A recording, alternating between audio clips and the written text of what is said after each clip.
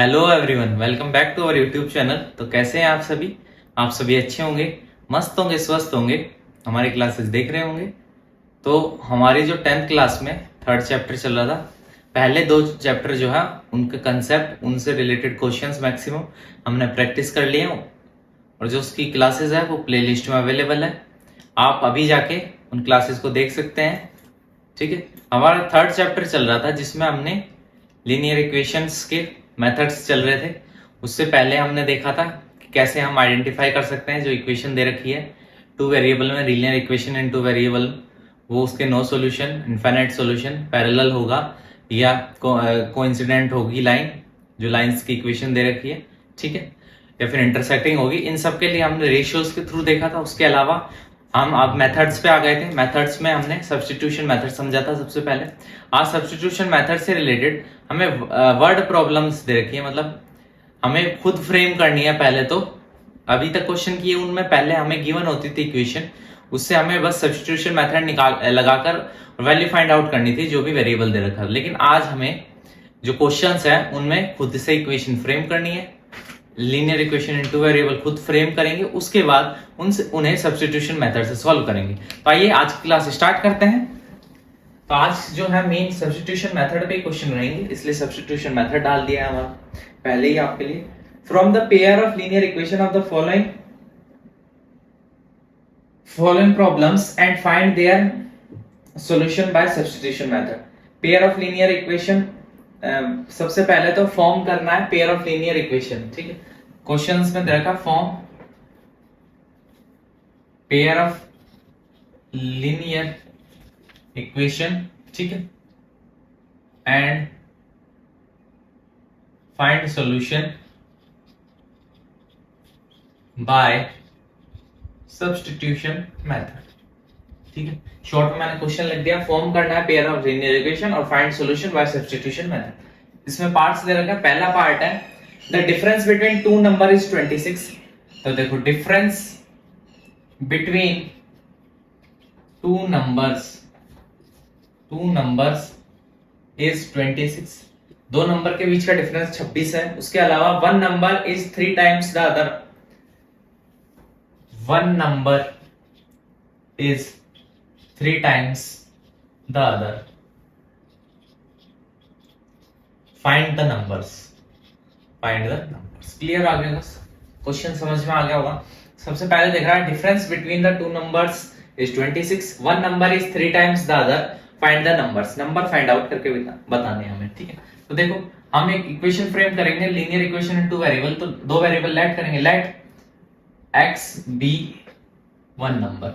मान लेते हैं x क्या है, एक नंबर है, एंड y भी सेकंड नंबर, दूसरा नंबर जो है वो y है।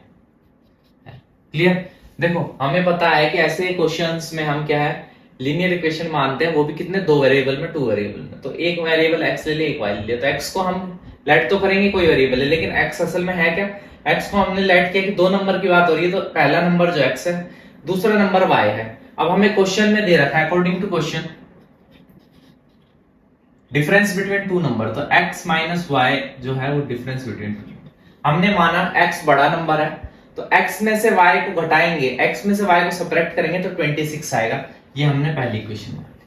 ठीक है, उसके बाद आगे दे रखा है one number is 3 times the other number. एक नंबर जो है वो अदर नंबर का 3 गुना है, 3 टाइम्स है। क्लियर? ये समझ में आया? हमने माना है x जो है वो बड़ा नंबर है, तो one number is 3 times the other number. एक नंबर जो है वो दूसरे नंबर का 3 गुना है, 3 टाइम्स है। तो ये नंबर इसका 3 टाइम्स ऐसे ही तो होगा कि मतलब ये नंबर x जो है ये y का 3 टाइम्स है, मतलब 3 गुना है। तो 3 टाइम्स कैसे करते हैं कि जो भी y है उसको 3 से मल्टीप्लाई कर देंगे, 3 टाइम्स आ जाएगा, वो x हो जाएगा। समझ में आ गया होगा क्या किया हमने? ठीक है, अब सब्स्टिट्यूशन मेथड लगाएंगे। सब्स्टिट्यूशन मेथड लगाने के लिए substituting value of x from second to first. यहाँ पे पहले ही x की value in terms of y निकाल रखी है, तो इसी को हमने सब्स्टिट्यूट कर दिया फर्स्ट में। तो देखो 3y minus y is equal to 26, तो 2y इज इक्वल टू 26, तो y is equal to 26 upon 2, तो y इज इक्वल टू 13। तो y की वैल्यू क्या आ गई? 13। अब y की वैल्यू 13 है, तो या तो y की वैल्यू यहाँ पुट कर दो। तो substituting value of y in second में सब्स्टिट्यूट करेंगे तो y is equal to 3 into 30 है ना, x y की वैल्यू तो निकालनी, तो x इज इक्वल टू 39। तो देखो यहां से x की वैल्यू भी फाइंड आउट कर ली हमने, y की वैल्यू भी फाइंड आउट कर ली, तो हम लिखेंगे हेंस वन नंबर या first number be 39 and second number be 13, क्योंकि असल में जो नंबर है वो हमने तो लेट किया था x और y है, जो नंबर है वो फर्स्ट नंबर 39 है, सेकंड नंबर क्या है 13 है। क्लियर हो गया होगा क्वेश्चन, समझ में आ गया होगा क्वेश्चन, ठीक है। अब नेक्स्ट क्वेश्चन पे चलते हैं। इसी पे क्वेश्चन का पैटर्न यही रहेगा, सबसे पहले तो फॉर्म करना हमें लीनियर इक्वेशन टू वेरिएबल, उसके बाद उसका सॉल्यूशन करना है सब्स्टिट्यूशन मेथड से। सेकंड क्वेश्चन है the larger of two supplementary angle exceed the smaller by 18 degree, find them, ठीक है। The larger of two supplementary angle exceed the smaller by 18 degree, larger of two supplementary angle exceeds smaller by 18 degree, ठीक है। आगे देखा find them, find them, find them. तो अब देखो सबसे पहले तो एंगल की नॉलेज होनी चाहिए हमें, सप्लीमेंट्री एंगल क्या होते हैं, ठीक है, राइट एंगल क्या होते हैं, ये सब नॉलेज होनी चाहिए। सबसे पहले हम लेट करते हैं, उसके बाद बताता हूँ। देखो सप्लीमेंट्री एंगल वो एंगल होते हैं जिनका जो एडिशन या फिर जो सम होता है वो कितना होता है, 180 डिग्री होता है। समझो अगर 180 डिग्री हो, दो एंगल को जोड़ने पर 180 डिग्री आ जाए तो वो कैसे एंगल, सप्लीमेंट्री एंगल, ठीक है। क्लियर हो गई होगी जी। अब देखो हम यहां से लेट करते हैं, let larger angle be x, मानो बड़ा जो एंगल है, लार्जर जो एंगल है वो क्या है, वो है एक्स, तो अपने आप ही स्मॉलर एंगल क्या हो गया, छोटा वाला एंगल क्या हो गया, स्मॉलर एंगल बी वाई हो गया। क्लियर हो गई यहां तक चीज, हमने हमारा बड़ा जो एंगल है वो एक्स है, छोटा एंगल वाई है। तो अगर हमें दे रखा है टू सप्लीमेंट्री एंगल्स, तो देखो एक इक्वेशन बन गई, सप्लीमेंट्री एंगल है, इसका मतलब दोनों एंगल्स का जो जोड़ है, जो सम है वो कितना होगा, 180 डिग्री। एक इक्वेशन तो हमारी हमने अपने जर्नल जो हम जानते हैं चीज उससे बना ली, ठीक है। सेकंड हम इससे देखते हैं क्वेश्चन से, larger of two supplementary angle दे रखा है, दो larger of two supplementary angle, जो बड़ा वाला सप्लीमेंट्री एंगल है वो छोटे वाले exceed angle smaller by, exceed smaller angle by 18 degree, मतलब बड़ा वाला जो एंगल है सप्लीमेंट्री एंगल्स का, जो बड़ा वाला एंगल है वो छोटे वाले एंगल को एक्सीड करता है 18 डिग्री से। मतलब क्या है कि बड़े वाला एंगल जो है वो छोटे वाले एंगल से 18 ज्यादा है। मतलब ज्यादा कैसे पता चलता है कि कोई चीज किसी से कितनी ज्यादा है कितनी कम है, मेरे पास उससे इतने रुपए कम है, जब आप उसमें जो ज्यादा है उसमें से जिसके पास कम है वो माइनस कर देंगे तो डिफरेंस आ जाता है दोनों में, कितना ज्यादा कितना कमी है। तो बड़े वाले एंगल्स में से छोटा वाला एंगल माइनस किया तो कितना कम ज्यादा है, 18 डिग्री। कहां से आया, क्वेश्चन में गिवन था। क्लियर हो गई यहां तक चीज, समझ में आ गई। तो देखो दो इक्वेशन बन गई, linear equation in two variable. हमें सॉल्व करना है सब्स्टिट्यूशन मेथड से। अब या तो फर्स्ट से x in terms of y निकालो या y in terms of x निकालो, या फिर सेकंड से x in terms of y निकालो या y in terms of x। This is totally depends upon you, which one you select and which one you have to find. मतलब कौन सी आपको select करनी है और कौन सा वेरिएबल आपको फाइंड करना है। देखो हम लेते हैं टेकिंग इक्वेशन सेकंड इक्वेशन लेते हैं, ठीक है। तो सेकंड इक्वेशन ली, तो सेकंड इक्वेशन ये है, तो इसको हम ऐसे लिख सकते हैं x is equal to 18 plus y. Third equation हमने x in terms of y निकाल दिया। अब देखो substituting value of x from equation third to equation first, ठीक है। हमने क्या किया, सब्स्टिट्यूट कर दी वैल्यू, कौन सी वैल्यू, x की वैल्यू फ्रॉम इक्वेशन थर्ड, तीसरी इक्वेशन में से x की वैल्यू को उठाकर पहली में रख दिया, ये लिखा है हमने हिंदी में, ठीक है।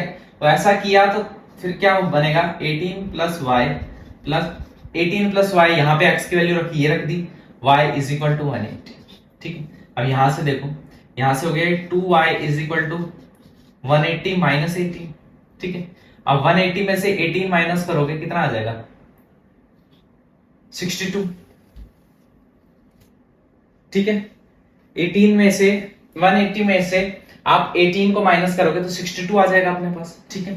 तो 2y इज इक्वल टू 62, तो y is equal to 62 upon 2 कितना आ गया, 31।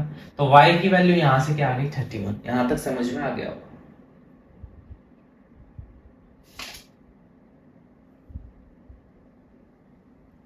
सॉरी ये 162 है। वन देखो बाय मिस्टेक, देखो कैलकुलेशन मिस्टेक हो गई अपन से। कहाँ हो गई देखो, 180 में से 18 माइनस करना है, 80 में से कर दिया, 180 में से 18 माइनस करेंगे तो 162 आएगा। क्लियर हो गई चीज, ठीक है। अब देखो 2y इज इक्वल टू 162, आपको ऐसी गलती नहीं करनी क्वेश्चन में, y is equal to 162 upon 2, 2 8 16, 2 1 2। तो y की वैल्यू क्या आ गई, मतलब y क्या था, स्मॉलर एंगल कितना आ गया अपना 81, ठीक है। अब हमें जो है लार्जर एंगल भी निकालना है, तो देखो यहां से रब करता हूं, substituting value of y in equation third में y की वैल्यू को सब्स्टिट्यूट करें तो x is equal to 18 plus 81, ठीक है। तो x की ये वैल्यू अगर सब्स्टिट्यूट करें अपन, ठीक है, तो कितना आ जाएगा 99। तो x की वैल्यू कितनी आ गई 99। तो देखो here larger angle is 99 degree 99 and smaller angle is 80, ठीक है। ये आप लिख सकते हो आराम से, समझ में आ गया होगा किस पैटर्न पे क्वेश्चन लेके चलना है। अब देखो नेक्स्ट क्वेश्चन पे चलते हैं। क्वेश्चन जो है वो सारे इंटरेस्टिंग है, इजी है, बस समझते हुए और करते हुए चलना है। देखो बस इक्वेशन फ्रेम करनी है, समझ के आराम से इक्वेशन फ्रेम हो जाएगी। देखो थर्ड पार्ट क्या है, the coach of a cricket team buy 7 bats and 6 ball for ₹3,800, later she buy 3 bats and 5 balls for ₹1,750, find cost of each bat and each ball, ठीक है। एक कोच है cricket team का, उस coach ने bye किया, क्या क्या बाय किया, उसने सबसे पहले तो बाय किया 7 बैट्स एंड 6 बॉल्स, 7 बैट और 6 बॉल्स बाय करी उसने ₹3800 में, 3,800 में, ठीक है। उसके बाद में लेटर शी बाइज, ठीक है, शी बाइज, बाद में उसने 3 बैट्स एंड 3 तो बैट और 5 बॉल्स, कितने रुपए में 1,750 में। उसके बाद हमसे कह रहा है find cost of each bat and ball, find cost of each bat and ball. एक बैट और एक बल्ले, एक गेंद और एक बल्ले की कॉस्ट निकाल के बताओ। देखो एक क्रिकेट टीम का कोई कोच है, वो गया बाजार में, उसने 7 बैट ली और 6 बॉल ली 3800 रुपए की। उसके बाद में गया वो, उसने 3 बैट और 5 बॉल लिए 1,750 के, 1,750 के, 1,750 के। बाद में वो हमसे क्वेश्चन में पूछ रहा है कि बताइए एक गेंद और एक बल्ले की कॉस्ट कितनी है, 1 बैट और 1 बॉल की कॉस्ट कितनी है, ठीक है। तो सबसे पहले तो हमें पता नहीं है कि एक बैट और एक बॉल की कॉस्ट कितनी है, तो हमने लेट कर लिया, यही निकालना, let cost of 1 bat dx and cost of 1 ball भी y, रुपीज में है ये दोनों, ठीक है। हमने माना है, क्या माना हमने, कि जो बल्ले की कॉस्ट है वो है x रुपए और जो गेंद की कॉस्ट है वो है y रुपए, ठीक है। यहां तक समझ में आ गया होगा। अब क्वेश्चन पे चलते हैं। अकॉर्डिंग टू क्वेश्चन क्या है, 7 बैट है और 6 बॉल है जो हमें कॉस्ट कर रहे हैं 3,800।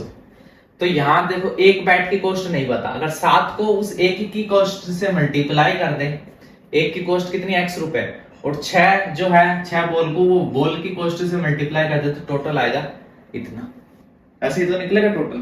तो ये हमने टोटल निकाला, ये हो गई इक्वेशन फर्स्ट। समझ में आ गया इक्वेशन कैसे फ्रेम करें, क्लियर हुआ। देखो क्वेश्चन में वापस देखो, कोच गया बाजार में 7 बैट और 6 बॉल लेके आया 3800 रुपए के। हमने लेट किया कि एक बैट की कॉस्ट जो x रुपए, एक बॉल की कॉस्ट y रुपए। तो देखो 7 बैट की कॉस्ट कितनी हो जाएगी, 7 इंटू एक्स, एक्स क्या है कि कितने रुपए का है एक बैट, तो 7 बैट कितने हो जाएंगे 7x के। ऐसे ही 6 बॉल कितने की हो जाएगी 6y की, जो हो गई 3,800। उसके बाद देखो सेकंड, 3 बैट प्लस 5 बॉल जो है वो इतने रुपए की, ये सेकंड होगी। अब तो आप समझ गए होंगे। अब या तो फर्स्ट इक्वेशन को इन टर्म्स ऑफ y लिख लो या सेकंड को इन टर्म्स ऑफ y लिख लो, आपकी मर्जी, आपकी इच्छा है। मैं जो है सेकंड को लिख देता हूं। देखो फ्रॉम सेकंड से देखो 3x is equal to 1750 minus 5y implies x is equal to 1750 minus 5y upon 3। ठीक है, x in terms of y निकाल दिया अपन ने। अब इस वैल्यू को हम जो है इक्वेशन में पुट करेंगे। ठीक है, तो देखो अब कैसे करेंगे, यहां तक की चीजें क्लियर होगी। इक्वेशंस भी चाहिए ये, देखो थोड़ा साइड में करते हैं इधर। तो देखो 7 इंटू, देखो लिखेंगे substituting value of x from third to first. ठीक है, तो 7 इंटू 1750 माइनस 5y अपॉन 3। ठीक है, plus 6y is equal to 3800। ठीक है, अब देखो अंदर इसको मल्टीप्लाई करेंगे। ठीक है, अब मल्टीप्लाई कैसे करेंगे, 7 5 से 35, 7 7 से 49, 49 और 3 52, 7 1 7 और 7 और 5 12, माइनस 7 5 से 35y upon 3 plus 6y is equal to 3800। ठीक है, क्या किया, कुछ नहीं किया, 7 को अंदर मल्टीप्लाई कर दिया। तो यहां से देखो ये y y वाली टर्म्स है और जो ये कांस्टेंट वाली इसको उधर भेज देंगे। तो देखो y वाली कितनी है, माइनस 35y प्लस 6y, तो ये क्या कितनी हो गई, minus 29y is equal to 3800 minus 12250। ठीक है, ये 3 जो है, ये 3 यहां पे मल्टीप्लाई में था, सॉरी देखो 3 जो है वो खाली इन दो टर्म्स के नीचे है। ठीक है, तो क्या किया, 3 अगर एलसीएम ले इन सब के नीचे से तो क्या हो जाएगा, 12250 माइनस 35y प्लस 6 3 जा 18y upon 3 is equal to 3800। ठीक है, उसके बाद देखो अब इस 3 को इधर मल्टीप्लाई करेंगे, 8 3 जा 24, 3 3 जा 9, ये हो गया 11, 11400 आ गए। क्लियर हो गया यहाँ तक चीजें। ठीक है, अब देखो आगे कैसे करेंगे, ये कांस्टेंट टर्म है, 3 यहां से हटा दिया। ठीक है, ये कांस्टेंट टर्म है, प्लस में उधर जाके माइनस में हो जाएगा, ये माइनस 12250। ठीक है, और यहां से कितना हो जाए, माइनस 35y प्लस 18y। ठीक है, अब देखो 35 में y में से 18y को माइनस करेंगे। ठीक है, तो देखो कितना आएगा, साइन आएगा माइनस का, क्योंकि 35 जो है वो बड़ा है 18 से, माइनस का साइन आएगा, y आएगा। उसके बाद 15 में से 18 को अगर आप माइनस करोगे तो कितना बचेगा, 7, उसके बाद 2 17 बचेगा। क्लियर हो गई ये चीज, यहां से कितना बचेगा, 17 बचेगा। 17y इज इक्वल टू में क्या हो जाएगा, देखो कितना है, माइनस 12250 और है 11400, माइनस करेंगे 004। ठीक है, यहाँ ये 1, 12 में से 4 गया 8, कितना आया 8500। ये भी माइनस का आएगा क्योंकि ऊपर वाला बड़ा है, माइनस से माइनस कर, y इज इक्वल टू 17 से डिवाइड करेंगे 8500 को 17 से, तो 5 टाइम्स 50 आ जाएगा ये। तो y की वैल्यू कितनी आ गई, 50। अब y की वैल्यू सब्स्टिट्यूट करेंगे इन इक्वेशन थर्ड, ये जो थर्ड इक्वेशन है x की वैल्यू निकालने के, तो x is equal to 1750 minus 5 into 50 upon 3, तो 1750 माइनस 5 5 से 25, 250 अपॉन 3। ठीक है, तो यहां से माइनस करेंगे, ये हो जाएगा 500 अपॉन 3, तो ये 500 हो जाएगा। तो देखो x की वैल्यू कितनी आ गई, x की वैल्यू आ गई 500। ठीक है, x की वैल्यू आ गई 500 और y की वैल्यू आ गई 50। क्वेश्चन क्लियर हो गया होगा आपको, यहां से देखो 3 से डिवाइड किया, ये समझ में। तो हमने देखा कि जो बैट की कॉस्ट है ना, ईच बैट की कॉस्ट है 500 रुपए और एक बॉल की कॉस्ट है 50 रुपए। क्वेश्चन समझ में आ गया होगा, थोड़ा लेंथी था जगह की शॉर्टेज की वजह से। देखो सबसे पहले स्टेप क्या किया, वापस बता देता हूँ, इक्वेशन फ्रेम करी, उसके बाद ये वाली इक्वेशन को लेकर x in terms of y निकाला। ठीक है, क्या किया, खाली x को यहाँ पे रखा और सबको वहां ट्रांसफर कर दिया, ये बचा।